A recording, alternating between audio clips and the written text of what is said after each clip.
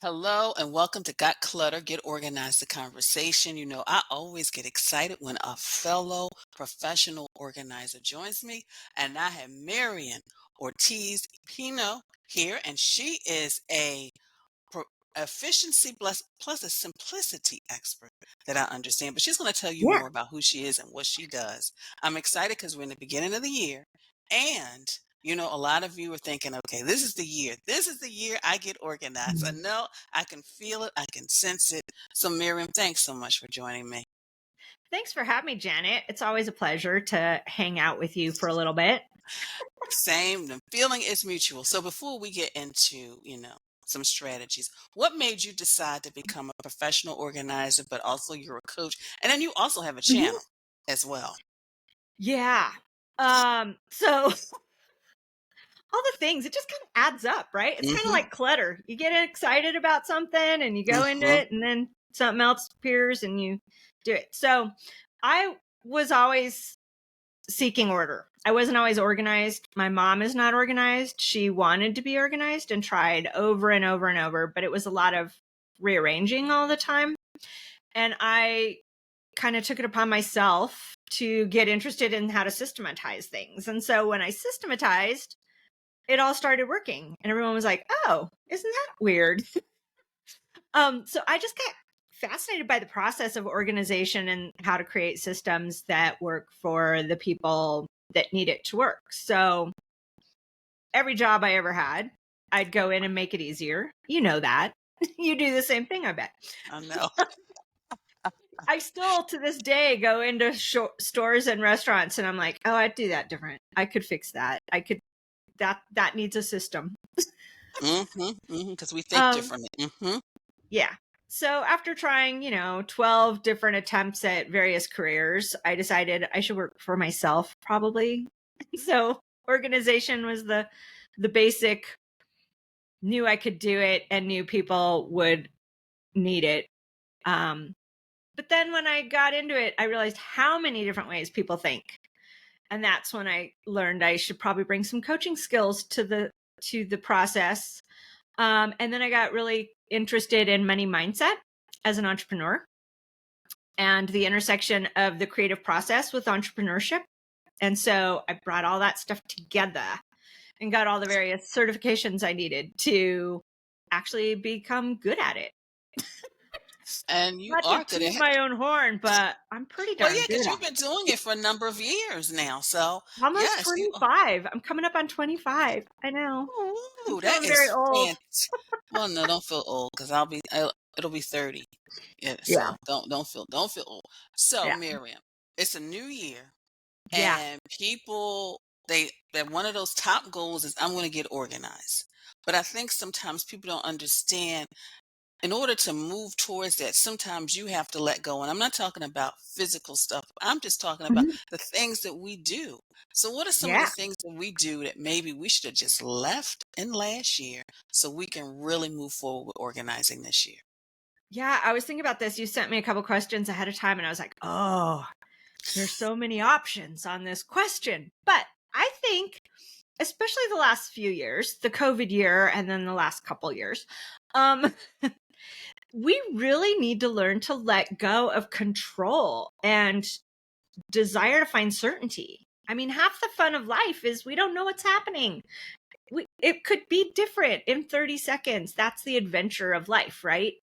It's Hmm. important to be able to plan and anticipate as much as possible so you're effective and efficient. But thinking that things are going to go back to normal or one day you're magically going to have time, those kinds of, it's like the wrong thinking. It's time to reframe our thinking about what it means to be organized and what it takes to get organized. I think that would be the thing I would leave behind. There's no returning to normal. It's going to be uncertain every single day for the rest of our lives. Hmm. And I like the way you said about, it's not going to go back the way it was, but also we have to rethink about, just the planning because sometimes we can make Mhm. the best plans and things just don't work out. But like you Oh, said, you have to have that flexibility. And I think that's what, because sometimes I think when we get into the organization, and I'm sure you know it, people go right into that perfectionism zone. yeah. Oh, yeah. There's There's no perfect. There is start and see what each step reveals about where you're at, where you want to be, who you want to be, how you want to be. It's part of the process. And if you don't start because you're waiting for the perfect time or just the right bin or it to be raining on a Tuesday, whatever it is, you're not going to get very far. You're going to stay right in where you are, spinning around. And you know what? And you're right. When you just said about the bins and things like that, it's like we see things either on social media, TV, and it's like, I want that. But then realizing maybe that is not for you. And it's really understanding that as well. Because, as many, people there are on this earth, there's like that many different systems that can be created. So I think it's understanding that as well. Yeah. And you've seen it, I'm sure, in your work. You go into a client's house and they have all this stuff on the shelf and they have bins in front of the shelf and they have stuff on top of the bins, but they never get around to putting the stuff from the shelves into the bins that they bought to solve that problem. And it's just more clutter. So there's that as well. And I think in terms of resolutions or goals in the new year, it's really important not to give up the first time, people. It is a practice. It's like yoga. You try it a few times, you mess up, you try again, you continue. It's about the habit formation. It's not about the stuff, really. And you brought up a good question, which leads me into my next question is regarding like, what can we do? Because I think sometimes we get so caught up in the big project, the bins, the labels, the this and the that. And sometimes, and I know this is one of your philosophies, is simplicity. Like what do I need to do? Maybe if I just put things away. Yeah, I'm a big fan of doing things in layers. And what's the first layer? Get rid of the trash. Next layer, get rid of the things you don't want. Next layer, put away the things you do want neatly and nicely and easy to use. The layer after that is, how do I use these things together? Where the systems come in. But it's not all at once. I don't make you get rid of anything you don't want to get rid of this time. I like the way you said that. Easiest stuff first. I don't really start pushing people till the second or third time through things. And I think that's the other part that people don't realize. Organized people go through their stuff constantly. We are always tweaking, adjusting, letting go, buying a better fit for the purpose, letting the other thing go. It's not a one and done.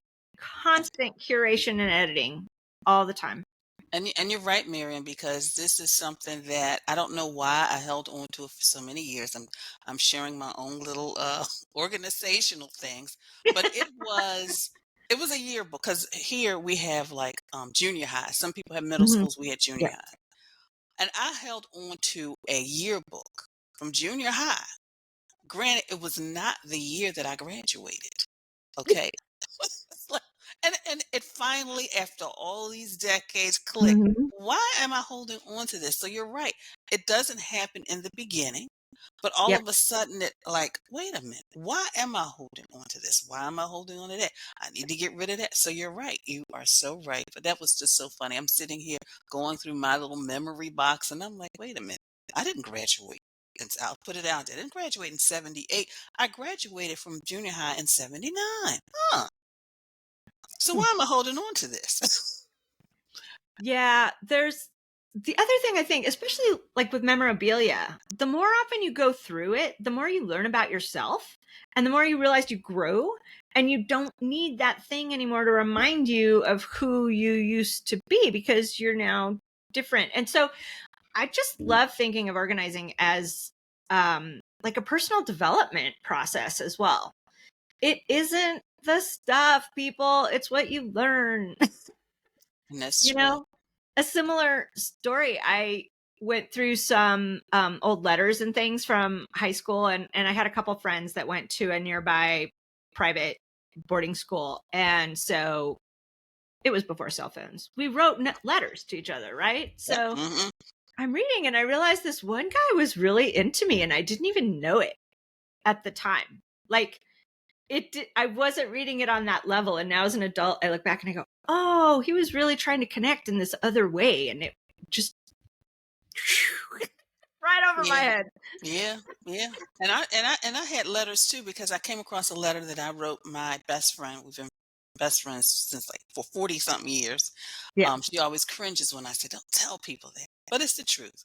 Yeah. And it was interesting because the letter was saying how she went shopping, how much she paid for an item. I mean, we're talking when she Hmm. was in college. Right. And I said, you know what? I need to show this to, I'm giving it to you because your daughter needs to see it because she just Right. graduated and to know that it's an evolution. Yes, when we start out, Hmm. oh, yeah. I says, but I know how much you spend right now on stuff. So I know that would just be a drop in Right. the bucket. But I need her to see that to know, okay, yeah, this is where I am right now because I'm out of college. But when I Hmm. start my career and I build things up, so you're right. Yeah, I had them letters here. Yeah. Miriam, you're not the only one. Yes. Yeah. But it's worth it. It's worth the excavation for sure. hmm hmm Yeah. That is true. So, Miriam, this is a question I ask all my guests. How do you stay organized? Because you manage a lot. I mean, of course, you have your Hmm. personal life, but then you've got your clients, and then you've got the Hmm. business, and then you do the, you've got the online channel and this, that, and the other. How do you stay organized? Yeah, it's hard. And that's Um, true. That's the truth. Yeah. and there's definitely been ebbs and flows of hmm how well I pull it off. Um, and I find, I don't know how many of your listeners are actually entrepreneurs or run their own side hustles, but when you've listened to too many other people, it can really mess hmm you up. So hmm hmm I go through these phases where I learn a bunch of new stuff, study with some new coaches, whatever, and then I'm inundated and I try all the things. And then I always return to my actual basic system. So get really clear on who and how you want to be and take in information that supports that, not that sends you off in a different direction unless you are really struggling with the direction you're going in that related area. But basically, I strip out everything that doesn't have to be done and I Mm, systematize everything that does need to be done. mm, So I have like a framework for my day where I have a mhm, 3-hour chunk, 2 90-minute chunks, and an hour chunk. mm, And I just plan what I'm working on in each of those chunks, and that's it for the day. Like, mm. I like that. That sounds so, yeah. but I like the way you said you systematize things because I think that's the key. And I think Hmm. also, like, and another thing you said is really sometimes finding what works for you because Yeah. sometimes people are shocked to know that I still use a planner. I said, look, I love my digital calendar, but I need that planner to just keep I me. do too. Got Yeah, one right yeah, here. yeah. It's I like that use a planner. moleskin, everybody. It's not even a fancy planner. Mine's isn't fancy either. It's just but it serves a purpose. And I tell people look for something that really serves a purpose for you. Because I went through Mhm. planners like I was just going year after year trying to figure out what one worked. It So doesn't matter what planner. I mean, that when people say, what's the best planner? It's like, I don't know. How do you think? What are you trying to yeah, accomplish? What do you need that's to right. track? Mm-hmm. Mm-hmm. It's going to be different for everybody. But working on your relationship with time allows you to make better decisions about your stuff and your relationships and your money. And it's all connected. And you're so right. Oh my goodness, you are so right. See now you okay. All right, Miriam. So I was almost going in the money direction. I might have to have you come back and talk more about the money Yeah. direction. But it is. It Mhm. it, it really is, and it's specifically if there's a side hustler or an entrepreneur, that Mhm. is really key in order Yeah. to really, bring in those clients, but also be effective and efficient and not doing things that you need to either systematize or sometimes we do have to have somebody else Mhm. do it because they can get it done a lot quicker than we, because it might take me 3 or 4 hours to do something where it may take them like Yep. 30 minutes. So, yes, yes, yes. Yeah, delegating is key as well. It took me a really long time. Not that I used to manage people in my previous career and it wasn't hard, but there's something different about you being the hiring person and you getting vulnerable and sharing the parts you need and aren't good at and telling them you need help with it. It took Mhm, years for me to get good at it. And I mhm, finally have a fantastic team that deal with my constant changing of mind because I'm a little ADHD. I get ideas. I get a lot of ideas. And I will fling them out there and then be like, whoa, whoa, whoa, it doesn't fit in with my plan. What was I doing? That's the back burner. Keep going with what we talked about last week. I understand. I'm the same way. I understand. I have a great, virtual assistant, great. And like you, I'll think about all these grandiose things I want to do, put them on her plate. And I was like, maybe I need No, not to. Yeah. it's really the trick of it, though, isn't it? Staying super focused, hyper focused, Mm-hmm, even when we mm-hmm, have a gazillion ideas. You mm-hmm. can't work on 87 projects at the same time. You can work on 3 max, in That's my true. opinion. And that you're right. You're right. And I had to learn that myself. I had to learn that myself.